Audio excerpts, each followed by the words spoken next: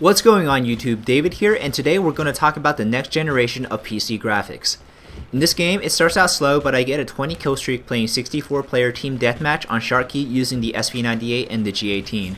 This was my first respawn of the game. I put my radio beacon down hoping to be able to get to the rooftops after I died. I didn't expect to survive as long as I did because I took the most central building.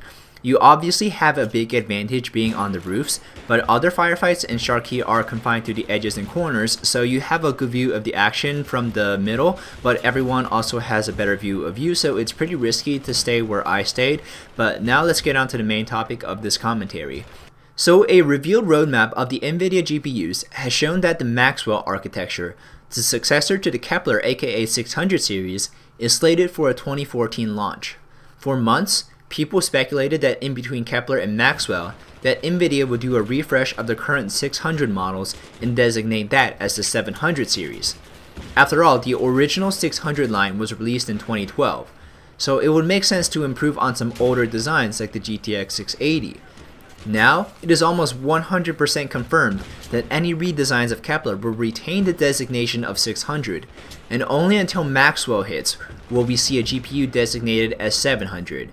There are some 700 designated mobile GPUs like for laptops, but in terms of desktop GPUs, it will probably be Maxwell till we see a 700 model. In early 2013, Nvidia releases include the GK110 Titan and the GTX 650 Ti Boost, which was an upgraded 650 Ti and provides great value. The GTX Titan, on the other hand, is not great value by anyone's standard. However, it is not marketed as a price per performance card.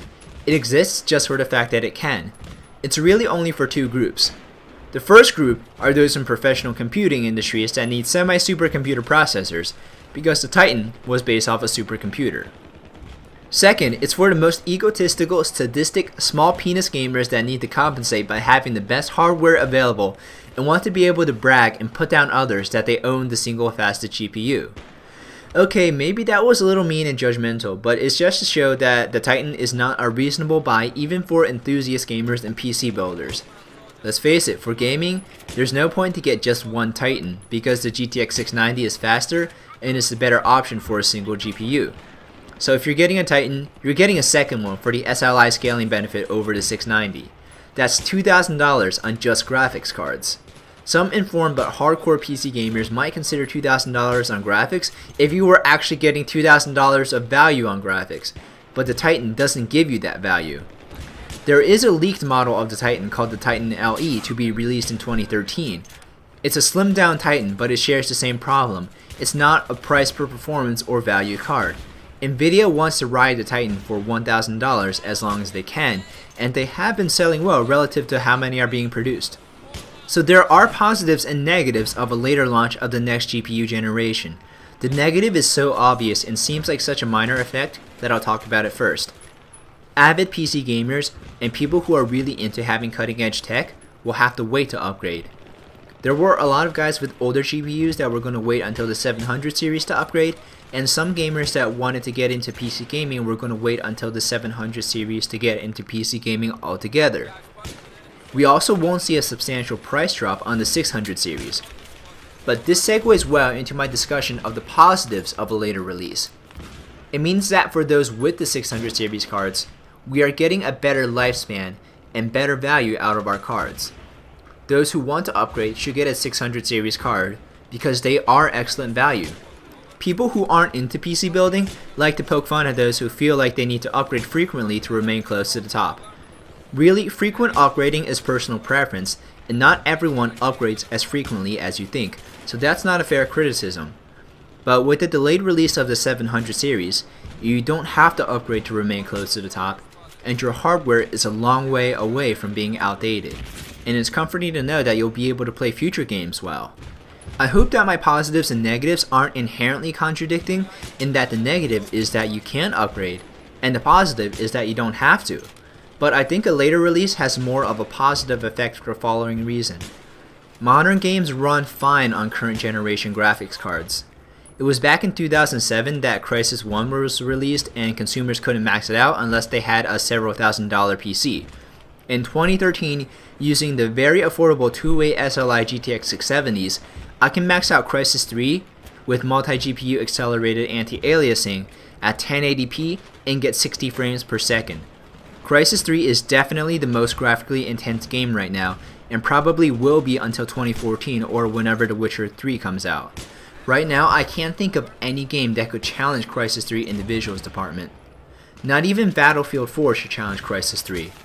And looking at the single player gameplay that was released so far for Battlefield 4, I don't think it's so much of a Frostbite 3 as EA is advertising it. It's more of a very optimized and refined Frostbite 2, and I think it should be called Frostbite 2.5. I personally am looking forward to a lot more destruction in Battlefield 4 than there was destruction in Battlefield 3, because the destruction in Battlefield 3 was a little bit disappointing in my eye. But the game definitely looks better than Battlefield 3, especially in the character models, but a 600 series graphics card should handle the game well. I think a great analogy to make for a GPU upgrade over the 600 series is owning a Ferrari but still having to drive on highways with speed limits. There's no point in having better graphics cards if games can't get to the top of them. Unless you need to always play at 120 frames using triple monitor 3D, then the GTX 600 series of cards will be great for a long time to come. Now AMD is a little more transparent about their next generation of graphics cards, the 8000 series, aka the Sea Islands architecture. This will launch in Q4 of 2013. Unfortunately, I don't have very much to say about AMD because I'm not as familiar with them, but when contrasting AMD and Nvidia, I like to think of AMD as better raw power, but Nvidia as better refined performance. Pure performance specs for the money will always favor AMD. Formerly, Nvidia had better optimization over more games, but recent AMD drivers have bridged the gap, and AMD is better optimized in similar numbers of games to Nvidia. The 7970 is arguably the best value high-end card for most people. Nvidia cards are better in some aspects like multi-monitor gaming, multi-GPU support, and 3D vision, but still, AMD is very competitive. It'll be interesting to see how the release schedule affects pricing. If I recall correctly, AMD reduced the price of their 7000 series cards when the 600 series of Nvidia GPUs was released.